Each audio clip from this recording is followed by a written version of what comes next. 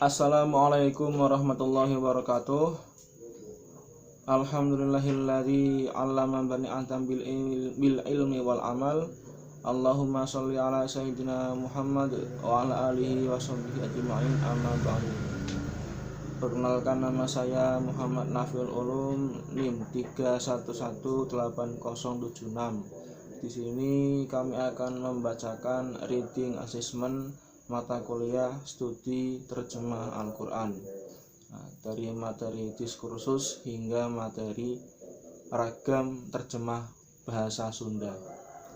Untuk bab pertama yaitu diskursus terjemah Al-Quran dalam kajian ulumul Quran.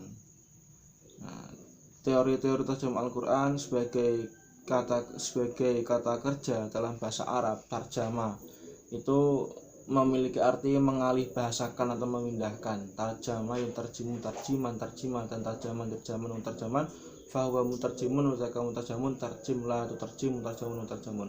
Itu terjemah berarti fi'il mandinya. Terjemah itu jadikan diserap oleh kita warga masyarakat Indonesia, terjemah atau mengalih bahasakan, memindahkan.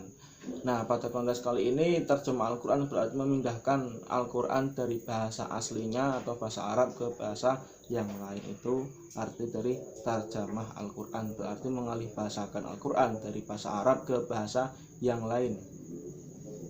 Kemudian Imam Zarqani menjelaskan 4 makna terjemah, yaitu menyampaikan suatu ungkapan, menjelaskan suatu ungkapan, menjelaskan ungkapan dengan bahasa lain, dan memindahkan ungkapan kepada bahasa lain. Jadi intinya ya sama, kalau terjemah itu mengalih bahasakan. Terjemah Al-Quran berarti mengalih bahasakan Al-Quran ke bahasa yang lain, seperti itu. Kemudian perbedaan terjemah dan tafsir menurut Zarqani. Nah, jadi terjemah dan tafsir itu 11-12. Kalau terjemah itu ungkapan atau uraian singkat, kalau tafsir itu uraian yang agak panjang. Nah, terjemah itu kan walaupun diterjemahkan, dialih bahasakan, tapi tidak itu bukan, misalnya Al-Quran kan bahasa Arab, kita alih bahasakan ke bahasa Indonesia. Nah, dari bahasa Indonesia itu bukan Quran sendiri, karena bahasa apapun kurang mewakili daripada bahasa Arab yang begitu indahnya sastra Al-Quran. Nah, makanya banyak sekali orang-orang Indonesia, para ulama Indonesia, pertama ada terjemah itu sangat tidak setuju, karena akan menghilangkan ijazul Qur'annya atau kemukjizatan Al-Quran, akan mengurangi kemukjizatannya. Nah, makanya banyak sekali yang menentang. Tapi setelah dirapatkan kembali, kemudian banyak para ulama yang mengatakan bahwasanya ini kan untuk studi, untuk pembelajaran. Jadi kalau misalnya masyarakat awam kok nggak tahu artinya Al-Quran, maka nggak akan sampai wahyunya, maka pesan-pesan yang dalam Al-Quran nggak akan sampai ke masyarakat secara luas. Nah, makanya adalah terjemah, maka diadakanlah terjemah Al-Quran. Bahkan Kemenak sendiri, kalau dulu namanya Departemen Agama, itu telah menerbitkan beberapa kali penerbitan Al-Quran terjemah Indonesia. Nah, seiring berkembangnya zaman juga ada Al-Quran terjemah bahasa daerah lain. Nah, karena begitu luasnya ilmu masyarakat Indonesia, kemudian permintaan dari masyarakat awam kepada orang-orang alim itu, jadi orang-orang alim membuat tafsir berbentuk bahasa daerah atau ya tafsir terjemah ya. Soalnya kan itu 11-12 hampir sama. Itu diskursus terjemah Al-Quran dalam kajian ulumul Quran. Kemudian materi yang kedua, potret historis terjemah Al-Quran. Nah, ini sejarahnya ini ya, sejarah perkembangan terjemah Al-Quran. Nah, definisinya sendiri yaitu naqlul Quran min lughatihi ila lughatin ukhra.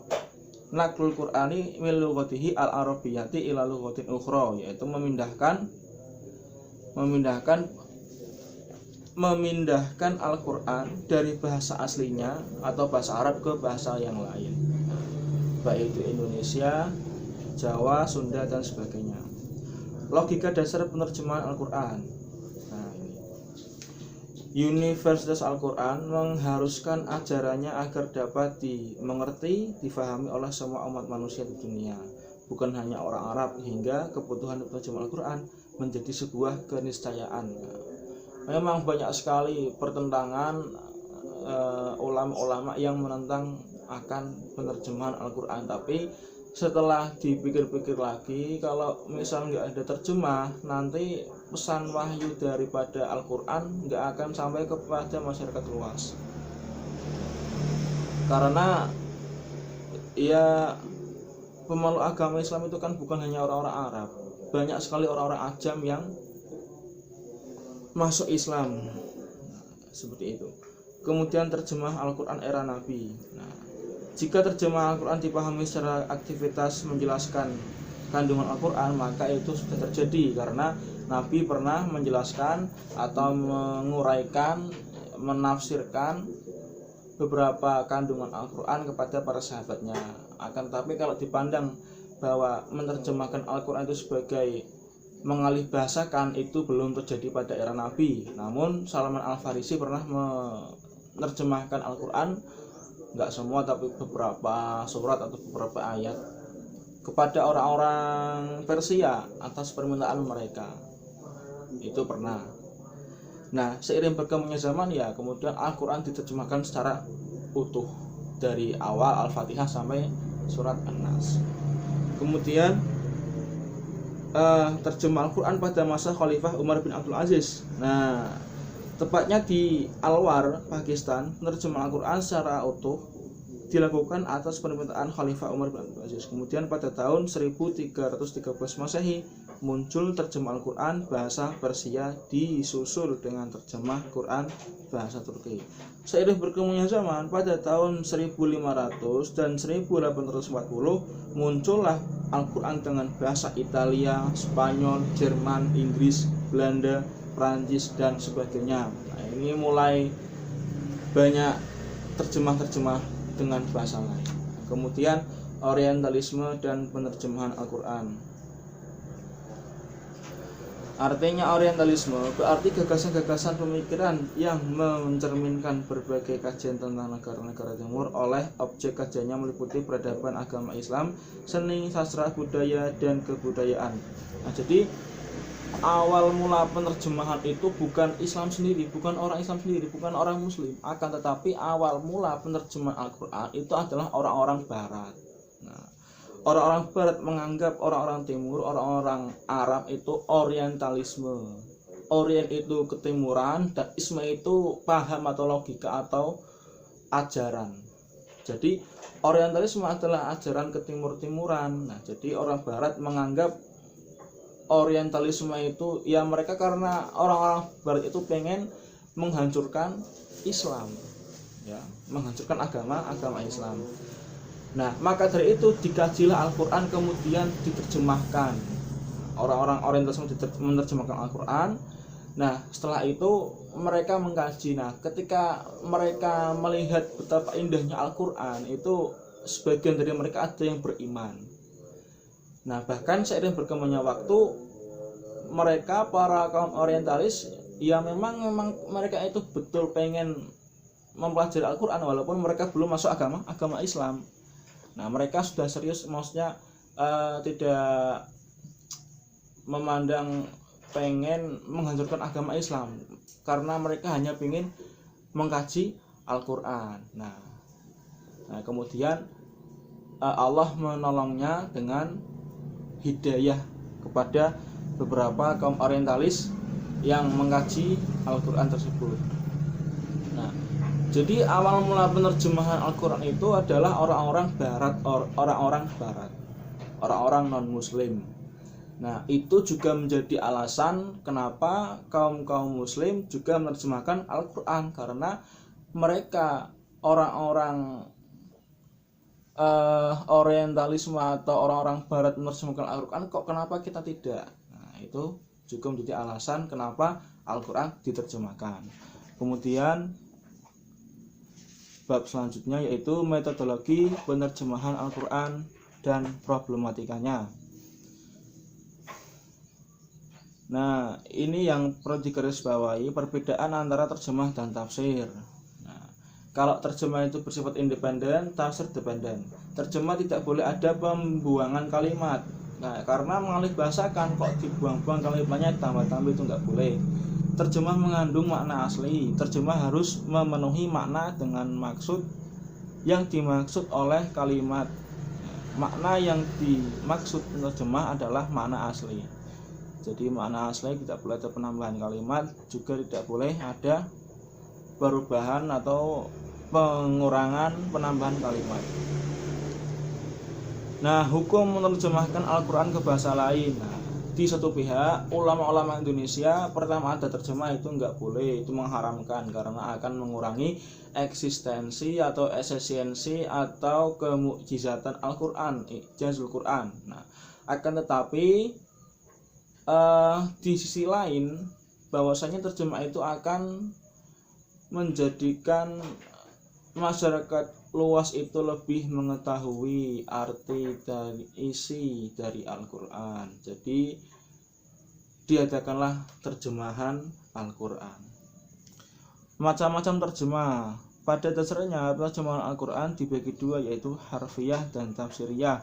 Nah, terjemah Al-Quran itu dibagi dua. Ada ulama yang membaginya tiga. Kalau dua itu berarti harfiah dan tafsiriyah. Harfiah itu kan terjemah secara huruf asli.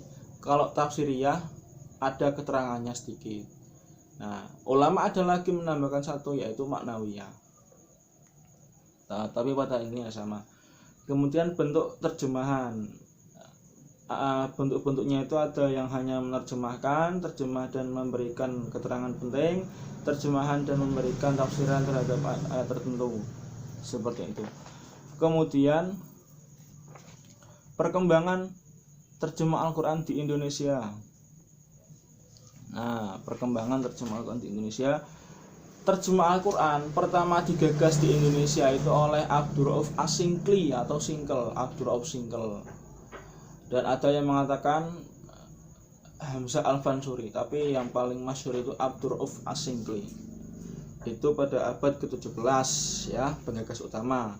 Kemudian abad ke-19 20 penerjemahan generasi kedua, sebuah karya-karya terjemah tafsir dibuat, diantaranya ini ya, Al-Furqan oleh Hasan dari Bandung, kemudian Tafsir Al-Quran Al-Karim, Tafsir Al-Quran Al-Hakim oleh Umar Bakri, Tafsir Quran Indonesia oleh Atabik, dan sebagainya. Nah kemudian, ini belum Kemenak itu belum menerbitkan Al-Quran, belum menerbitkan terjemah Al-Quran. Kemudian disusunlah lembaga pentashih mushaf Al-Quran atau LPMQ. Nah, kemudian dibentuklah terjemah Al-Quran versi Kemenak. Akan tetapi dengan karena pertama awal, jadi banyak pertentangan orang-orang Islam mengenai terjemah Kemenak karena ada banyak huruf, ada banyak makna-makna yang makna tidak asli, kemudian maknanya sulit dipahami dan sebagainya. Kemudian standarisasi terjemahan Al-Quran di Indonesia. Nah, ini kalau membahas standarisasi itu membahas standarisasi penerjemahan Al-Quran itu pekerjaan yang sangat luar biasa, karena membuat terjemah dengan standar, maksudnya kita itu membuat patokan, membuat acuan. Ini rekomendasinya, yang terjemah Al-Quran harus secara resmi dilembagakan dan disahkan oleh pemerintah ya, harus disahkan oleh pemerintah, nggak boleh berdiri sendiri. Standarisasi harus mencakup konsep, prinsip utama, serta beberapa aspek bentuk dinamika sistem yang seragam, dan sebagainya ya. Kemudian terjemah Kemenak Republik Indonesia. Nah, ini Kemenak mulai menerbitkan terjemahnya ini. Kementerian Agama RI menerbitkan dan mempublikasikan Al-Quran dan terjemahnya dalam satu jilid yang disusun oleh sebuah tim pada 1 Maret 1971. Nah, di antara isinya ini mukadimahnya itu yang pertama bab 1, sejarah Al-Quran terdiri atas 4 usul bab. Kemudian bab 2, perlunya Al-Quran diturunkan dan sejarah singkat Nabi Muhammad. Bab 3, kandungan Al-Quran meliputi percaya pada hal gaib, iman kepada malaikat, dan percaya pada akhirat. Kemudian bab keempat, Al-Quran sebagai mukjizat. Bab kelima, Al-Quran dan ilmu pengetahuan. Dan bab keenam, keutamaan membaca Al-Quran dan cara membacanya. Nah, itu isi-isinya dari terjemah Kemenak. Tentu saja pertama menerbitkan banyak sekali pertentangan seperti saya yang telah jelaskan tadi, ya, banyak pertentangan ulama-ulama yang kurang setuju dengan adanya terjemah Kemenak, sebab penerjemahannya itu kurang dapat dipahami, dan banyak ungkapan-ungkapan makna yang bukan makna asli. Kemudian terjemah ormas. Nah, ini mulai ada organisasi masyarakat yang ikut berperan dalam penerjemahan Al-Quran. Dalam menerjemahkan Al-Quran, Kementerian Agama melibatkan pakar tafsir Al-Quran dari berbagai organisasi masyarakat Islam dan kalangan akademisi. Corak penerjemahannya menggunakan pendekatan lafziyah, maknawiyah, dan tafsiriyah dengan merujukkan kitab-kitab tafsir standar. Nah, di antara 4 aspek yang menjadi fokus revisi, ini kan Kemenak tadi kan menerbitkan pada tahun 1971, kemudian digagas atau dikomentari oleh berbagai kalangan masyarakat, ulama-ulama. Nah, di antara fokus revisinya ini ya, revisinya aspek bahasa, konsisten, substansi, dan sistematika penulisan penyusunan. Nah, aspek bahasa mengkaji ulang penggunaan istilah bahasa yang dirasa sudah tidak sesuai dengan perkembangan zaman. Nah, memang karena bahasanya agak rancu ya. Aspek konsisten, peninjauan konsistensi penggunaan kalimat atau lafadz pada ayat tertentu. Aspek substansi terkait makna dan kandungan ayat, dan aspek sistematika penyusunan data tambahan atau pelengkap seperti isi glosari, sejarah, ulumul Quran, dan sebagainya. Kemudian terjemah puitis. Nah, terjemah puitis ini dimulai oleh Hans Begiu Jassin atau Jassin ya. Saya di sini punya Jassin saja biar singkat, Jassin ya. Jadi Jassin itu adalah seorang laki-laki kelahiran Gorontalo 31 Juli 1917, tamat dari Government Gorontalo pada tahun 1932. Kemudian melanjutkan ke Medan, lulus pada tahun 1939. Nah, kemudian melanjutkan di Universitas Yale, Amerika Serikat tahun 1953 sampai 1959. Nah, jadi dia itu, Jassin itu memiliki ilmu sastra karena beliau kuliah di ilmu sastra Yale. Nah, kenapa kok dia itu membuat terjemah puitis? Dalam terjemahnya Al-Quran itu disajikan dengan format puisi, disajikan dengan puisi, tidak dengan prosa seperti narasi biasa. Nah, yang menjadi acuan kenapa kok ia itu mau menerjemahkan dengan puisi, suatu saat itu istri Jassin meninggal, kemudian banyak orang-orang layat tahlil. Nah, biasalah ya, itu kan orang-orang Indonesia kan punya adat seperti itu, kalau ada yang meninggal, muslimah pasti tahlil, kemudian membacakan tahlil dan sebagainya.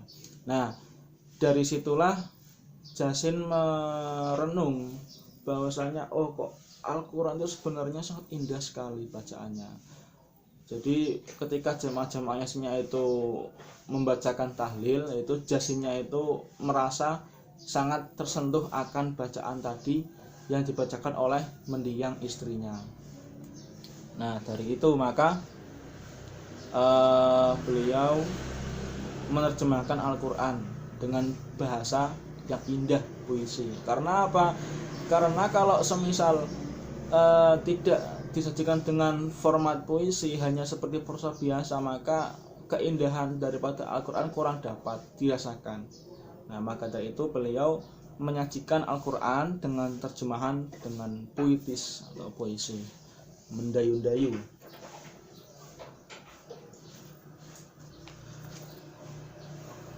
Kemudian terjemah bahasa Jawa Pegon. Nah, ini dari kalangan santri ya. Terjemah Jawa Pegon itu digagas oleh pertama kali yaitu Kiai Haji Bisri Mustafa. Nah, tidak ada kepastian mulai kapan beliau menerjemahkan, namun terjemah bahasa Jawa Pegon atau Tafsir Al-Ibris itu selesai pada tanggal 27 Rajab 1337 atau 28 Januari 1960. Jadi beliau pertama menggagas tafsir terjemah Jawa Pegon. Namanya tafsir ya, bukan terjemah. Soalnya lebih banyak keterangan-keterangan, jadi dinamakan Tafsir Al-Ibris, yaitu bahasa Jawa. Keunggulannya karena tafsir ini menggunakan bahasa ibu sendiri atau bahasa daerah sendiri, daerah penulis, maka sudah tidak diragukan lagi validasinya dan tidak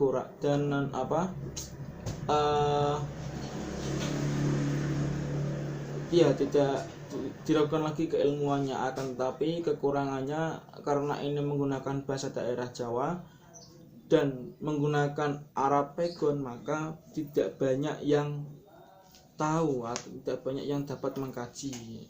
Hanya beberapa orang saja yang paham bahasa Jawa dan paham dengan penulisan Arab atau Pegonnya. Kemudian terjemah bahasa Jawa Banyumas. Nah, ini agak sama ya dengan Jawa biasa, cuman perbedaannya Al-Quran dan terjemahan bahasa Jawa Banyumas ini isinya ya, isi sketsa dan sistematika mushaf. Bagian depan berisi lembar-lembaran pendahuluan, bagian tengah bagian inti mushaf, bagian akhir berisi lampiran tanda tasih dan sampul belakang. Metodenya dengan harfiah dan tafsiriyah, karakteristik terjemah semantik dan komunikatif. Kemudian yang terakhir bahasa Sunda, terjemah bahasa Sunda. Nah, pengantarnya sudah saya jelaskan tadi panjang lebar, bahwasanya ya banyak sekian perkembangan zaman, karena perkembangan zaman jadi Al-Quran itu tidak hanya diterjemahkan dengan bahasa Indonesia, tapi juga diterjemahkan dengan bahasa daerah di Indonesia seperti Jawa, Sunda, tadi juga ada Jawa Banyumas dan sebagainya. Nah, ini saya langsung bacakan saja ya contoh penerjemahan bahasa Sunda. A'udzubillahi minasyaitonirrajim. Bismillahirrahmanirrahim.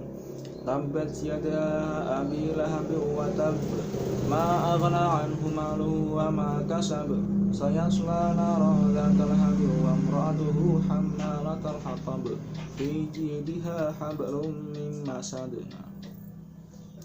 Pujian Enas Mabarti.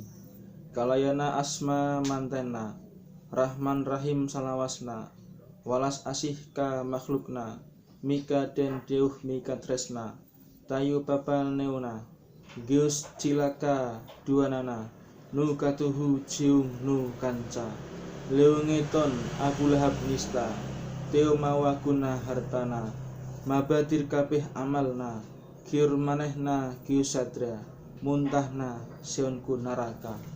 Itu kurang lebihnya seperti itu ya. Nah, demikian reading assessment atau pembacaan rangkuman resume dari mata kuliah studi terjemah Al-Quran. Nah, kurang-kurangnya mohon maaf dari kami. Ihdinas siratal mustaqim. Wassalamualaikum warahmatullahi wabarakatuh.